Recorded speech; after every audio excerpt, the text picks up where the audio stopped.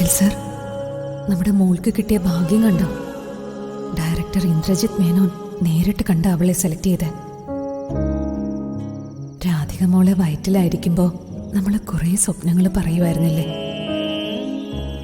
നമ്മുടെ കുഞ്ഞ് ഏറ്റവും ഉയരത്തിലെത്തണം, എല്ലാവർക്കും അതിശയം തോന്നുന്ന തരത്തില് പ്രശസ്തയാവണമെന്നൊക്കെ.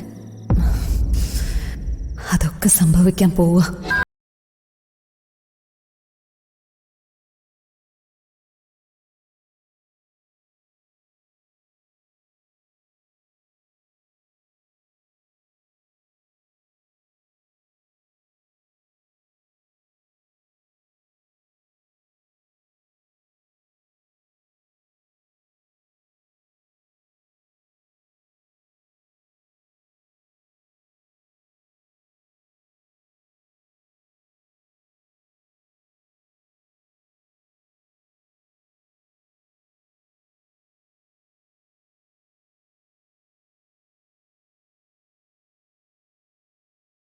സന്തോഷം പ്രകടിപ്പിക്കാനുള്ള അവകാശം ഇല്ലല്ലോ എനിക്ക്.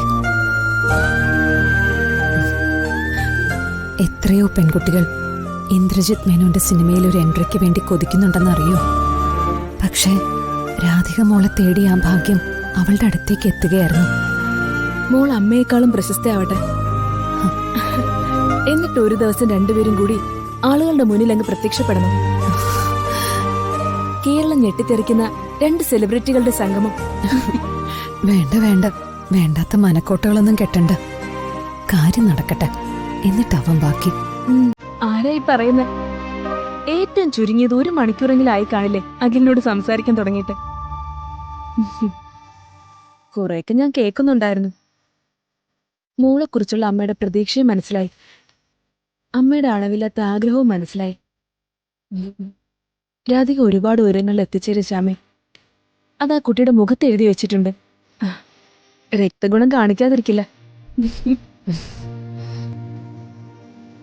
ആകാശത്തിന്റെ നിറകയിലെത്തി നിൽക്കുമ്പോ കൈ ചൂണ്ടി എനിക്ക് പറയണം, ഏട്ടത്തി, എന്റെ മോളാണ്, അവളെ പ്രസവിച്ചത് ഞാനാണെന്ന്.